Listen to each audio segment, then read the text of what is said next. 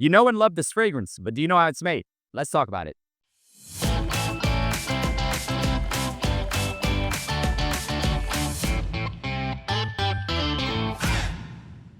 What's going on, guys? My name is Neeb. Welcome back to AROMATIX. Today, we're going to be talking about a very well-known and well-loved fragrance by Armaf, the Club de Nuit. If you're into Middle Eastern or not, you probably know of it in any iteration, whether it's the Eau de Toilette or the Eau de Parfum. One of the best Middle Eastern scents to start the realm of Middle Eastern fragrances that I know and love for a long time. So today, we're at the Armaf factory. We're going to take a look at the process of how this is actually created from the ground up.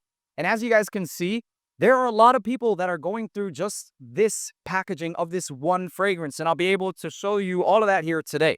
But before all this, it actually starts even prior to packaging and bottling somewhere in France, in Grasse, France, the capital of perfume of the world. I was fortunate enough to be able to travel to Grasse, France, the capital of the perfume of the world, basically, and check out the Museum of Perfumery, of which we got to learn where they extract a lot of these oils, plantations, the batch variations, why there are batch variations, distillery, etc., all the natural and raw ingredients, followed up with an actual visit into the Mon factory in itself.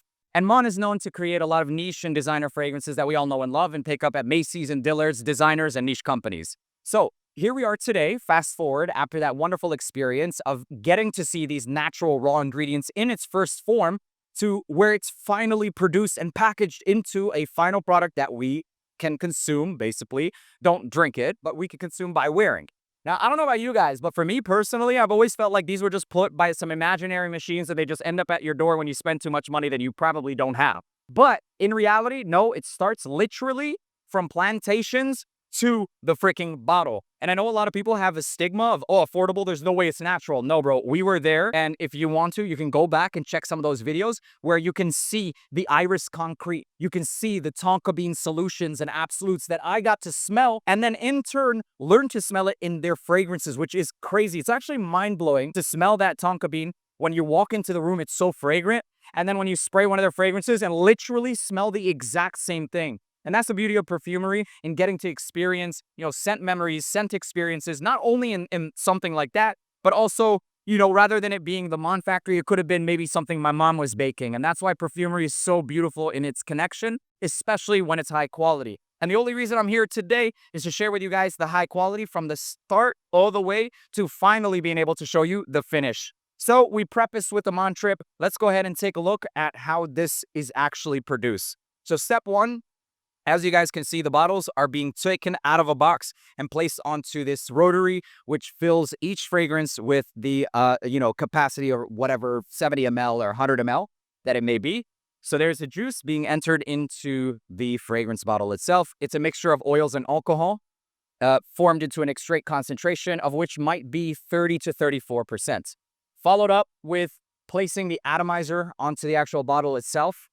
And all of these atomizers have been pre-tested and post-tested, which then follow up onto this pressing machine that crimps the atomizer, presses it, and obviously that then has to be checked by a dedicated spraying person who then by hand shows your fragrance some love and sprays it onto a cloth.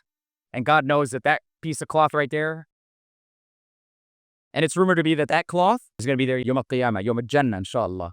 It's going to be a fragrant cloth. You guys know yeah. Anyways, moving on. So here he is. He's checking the atomizer. They're then placing their sticker on it, which will give you all the information, the ingredients, alcohol, and fragrance. And shortly after that, the iconic collar and tassel is then placed by this gentleman over here. And I don't know about you guys, but whenever I see this collar and tassel, I think immediately Armaf. And any brand that's ever tried to do it afterwards, it's like, yo, that's Armaf's day. And that's what they've been known for. At first, I hated it, and then it just became an icon, basically. I wanted to share this with you guys. I saw this here, and I honest to God don't think it's supposed to be here. It looks like a mock-up. I don't think it's on production, but it says Dunescape on it. So maybe something coming in the future. I'm not sure, but it was placed right here. I showed it in a short, and they probably don't want me to show that. But anyways, moving on. As you guys can see, it's then followed up by being pressed. The collar and tassels then pressed on by this machine. Looks similar to the crimper. And then this gentleman over here, the next gentleman, is then removing the sticker so that they can place the sticker of the tassel. Finally, we have some of the caps being placed on. This is also an iconic cap to the whole Club de Nuit line. And yes, companies have tried to dupe even the caps. And last but not least, we have this station over here where everybody is by hand packaging, trying to be as quick and as efficient as possible. So these are the amounts of hands and amount of work that they go through to package and bring you these fragrances, all starting literally from France, like production, distillation, then transportation of those oils to this factory, of which they then have a whole nother segment where they store, they allow to macerate, they allow to mature, and then they bring on to this production line. And one last thing before I let you guys go, I know damn well you've seen that FedEx short or whatever that went viral where this guy's just like packing shit so fast. I think he got tapped out, but this guy right here was just like slapping them together, bro. Just like 5 in like 20 seconds. It was crazy. But there you have it, ladies and gentlemen. This is pretty much how it all goes down. It seems easy, but it's absolutely not. It's very labor intensive. And before I end this video, I kind of want to take a look and see at the absolute final process, of which they then put the sleeve on top and give you your authenticity sticker. And last but not least, as you guys can see, it then burns in the production date and the expiration date. The last, finally, I promise, is where it's going to be packaged and wrapped in cellophane. Once these are packaged and wrapped in this cellophane machine, it's lastly scanned into their system so that they can keep stock information and production dates to assure quality control. And if there were some kind of issues, they can then come back onto the dates, onto the line, onto the staff that might have had some issues that they can then, see better improvements, what went wrong, what can we do to make it better, and quality control, basically. So there you have it, ladies and gentlemen. This is the extensive process of which it is made. As you guys can see, it's not just a bottle of a fragrance that, just magically ends up on your door. There's a lot of labor-intensive work, a lot of love and passion, and repetition. Meanwhile, so we all know and love Club de Nuit, but do you know about the brand new Ombre d'Or? And in fact, this was the reason that we went to France. And when we were in Grasse, we got to see all of the natural and raw ingredients, and they revealed this fragrance, or unveiled the fragrance, by showing us the actual ingredients, which included a high-quality distilled, I think it was CO2 distillation rose. It also includes a super high-quality saffron. And then also, believe me, I'm not just doing this based on my head. There's definitely got to respect the process. They've allowed me to open this up and take out a fragrance, of which is extremely high quality. And if you're a saffron lover, this has to be one of the most premium saffron scents, regardless of the price. Forget the price tag, you guys. Even when we're talking about quality in regards to like cheapies, or without the price tag, quality, this has to be one of the highest quality saffron fragrances. Whenever I think saffron fragrances that are high quality, I think Crystal Saffron by Thierry Premier. The Extrait especially. This has that quality of somewhere in between the Extrait and the original, but even freaking better for the price. So price value of this easily beats it. It gives you a value that exceeds that of the Extrait. So the fragrance doesn't just stop with rose and saffron, obviously. It has a little bit of lime, some woods, very specifically going to be that vetiver. And as you guys can see, attention to detail is something that they also give you at a premium look without the price tag that these other niche companies don't. Now, I'm not going to say that I'm going to bash on it because in all honesty, I love Crystal Saffron Extrait. I genuinely love it. And even Radical Rose Extrait. And I know for a fact that it costs a lot to make those two.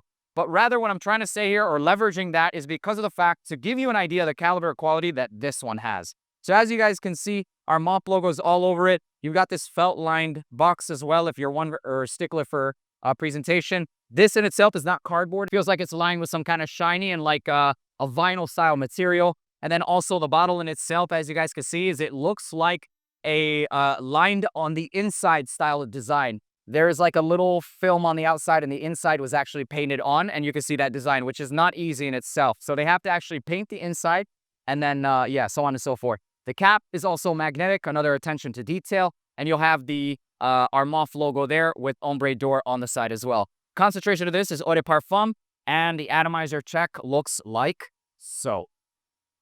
And the fragrance, beautiful, absolutely beautiful, musky, woody. It's an aura. This fragrance I would describe as an aura, and it's more than likely because of the fact that it also has a pretty high dose of ambroxan. Ambroxan, a very diffusive vetiver, high quality rose, and ultimately saffron. Saffron lovers, you want a natural recreation of like grade A, this is a really good one to get. It's not just saffron though. There are some fragrances that I've described as like just straight up grade A, like you don't need saffron. This one has more than that. That citrus and vetiver combination is also in the back front, and one of the highest quality, or I would personally say runner up to that saffron note, would be specifically the rose. Signature scent worthy. I'd wear it to, personally for me, especially if you're in the East, I'd wear it to the office. It's okay, but it's higher end than just that. I'd wear it to a date. I'd wear it to a dinner. I'd wear it to a wedding. And I've honestly smelled gentleman that works with Armaf, obviously. He's always rocking this fragrance and he always smells divine, like pristine. It smells like $1,000,000. This has rich man vibes written all over it. And ladies, you can also rock this one too. So that's pretty much it. I find it extremely interesting to see the item, or the, I should say, the fragrance that we went all the way to France actually come into light, using all of the ingredients that we got to see from its origins all the way into the actual bottle. So Ombre d'Or, I highly recommend it. It's definitely worthy, not just for the value, but also for the quality and the scent profile. I give this one a solid 9.75 out of 10. For me, it's almost a 10 out of 10, but in that reality, I mean, even then, it's still amazing. 9.75, one of the best saffron for, actually in its realm, it is currently the best saffron fragrance in its price point, period.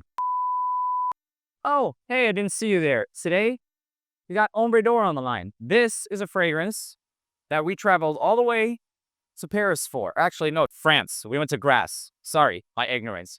But as you guys can see, I'm pressing some of the bottles that might end up on your doorstep. Whether it's Amazon or eBay, it all ends up or goes through this process right here, which you guys can see. There's a lot of work that goes into all of this, starting from the distillery, starting from the natural sources, ending up into my hands, quite literally, pressing on your atomizer and ensuring the quality control.